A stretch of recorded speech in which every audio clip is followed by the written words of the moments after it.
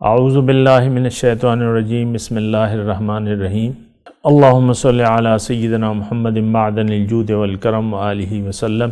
سامعین و ناظرین اکرام، السلام علیکم ورحمۃ اللہ وبرکاتہ۔ آج کا موضوع یہ ہے کہ اللہ تعالیٰ کی یاد سے مراد کیا ہے۔ دیکھیں، اللہ تعالیٰ کی یاد سے مراد یہ ہے، یعنی ہم نے تو اللہ کی یاد کو محدود کر لیا ہے تسبیحات تک، کہ آج جو ہے شب معراج ہے، آج میں نے اللہ کی یاد میں وقت گزارنا۔ لوگ بعض پوچھتے بھی ہیں کہ بھئی اس رات کی کیا تسبیحات ہے، کیا پڑھیں۔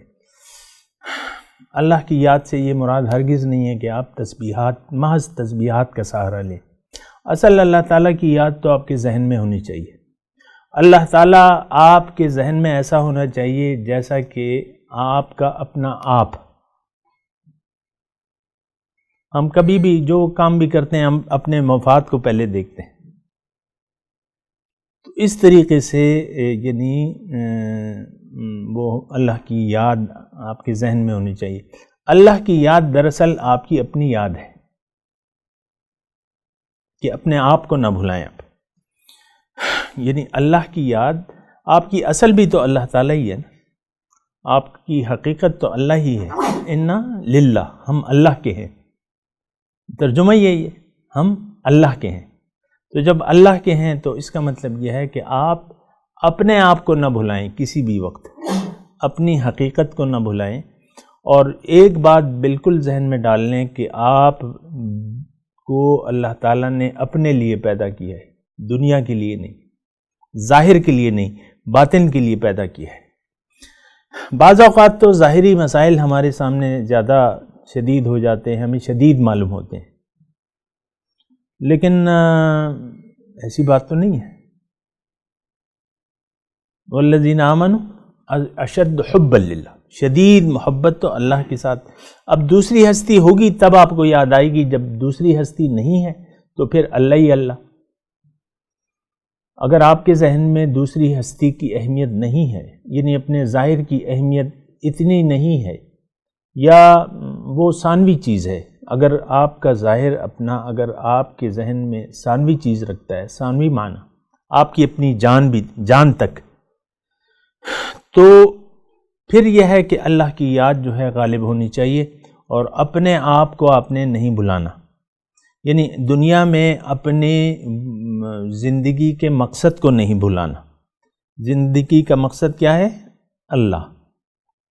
تو یہ آپ نے یعنی اس اللہ کی یاد ایسے یاد رکھیں کہ جس طرح آپ اپنے ظاہر کو یاد رکھتے ہیں ہر وقت۔ ظاہر کو تو ہم کبھی نہیں بھلاتے، سردی لگ رہی ہے، گرمی لگ رہی ہے، بھوک لگ رہی ہے، پیاس لگ رہی ہے، اور یہ نہیں ہے، وہ نہیں ہے، ظاہر کو یاد کرتے رہتے ہیں۔ یہ میرا بچہ، یہ میں، یہ ہے نا، یہ سارے مسائل ہیں، لیکن بات یاد رکھنے کی کیا ہے؟ اللہ، اللہ کی ذات ہے۔ جب اللہ تعالیٰ کی یاد آپ کے ذہن پر حاوی ہو گئی، یہ کرنی پڑتی ہے، ہو نہیں جاتی۔ آپ نے سوچنا ہے، سمجھنا ہے، عقل سے کام لینا ہے، اور پھر جو ہے آپ نے ایک نتیجہ اخذ کرنا ہے کہ لا موجود الا اللہ، اللہ کے سوا کچھ موجود ہی نہیں ہے۔ ہمارے عقائد کا ایک مسئلہ ہے کہ کان اللہ ولم یکن معہ شیء، اللہ تھا اور اس کے سوا کوئی بھی نہیں تھا، اور عقیدہ ہمارا یہ ہے کہ الآن کما کان، کہ آج بھی اللہ ہے اور کچھ ہے ہی نہیں۔ تو یہ کائنات کیا ہے؟ یہ اللہ کے ارادے کا ظہور ہے۔ اللہ نے چاہا تو یہ کائنات بن گئی، نہیں چاہے گا تو پھر ختم ہو جائے گی۔ تو یہ سب کچھ جو ہے یہ اللہ تعالیٰ کی چاہتے ہیں۔ میں اللہ کی چاہت کا سب سے بڑا شاہکار ہوں،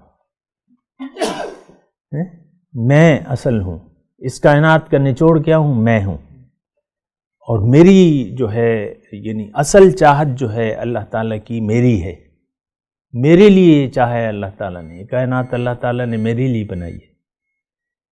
یہ پھول، یہ بوٹے، یہ سبزیاں، یہ سب کچھ اللہ تعالیٰ نے کس کے لیے بنایا ہے؟ کوئی اور اس کا استفادہ کرنے والا ہے؟ عام کس کی اور خوراک ہے؟ انسان سب سے زیادہ شوق سے کھاتے ہیں نا، نہیں پسند تمہیں آم؟ مالٹے ہیں، آم ہیں، کیلے ہیں، سیب ہیں، کس کے لیے؟ میرے لیے۔ تو میں اصل ہوں کائنات کی، تو میں اصل ہوں اور میری حقیقت کیا ہے؟ اللہ۔ تو پھر تفصیلات ہیں، لیکن ہے حقیقت اللہ کی چاہت ہے۔ تو اور اللہ تعالیٰ نے مجھے اپنے لیے پیدا کیا ہے، یہ بات بھی آپ نے ذہن میں رکھنی ہے۔ مجھے بلا رہا ہے اللہ تعالیٰ، اپنی طرف بلا رہا ہے۔ فَفِرُّوا إِلَى اللَّهِ۔ اگلی نشست میں اس کی بات۔ وآخر دعوانا ان الحمد للہ رب العالمین۔ مولایا صلی وسلم دائما ابدا على حبیبک خیر الخلق کلہم۔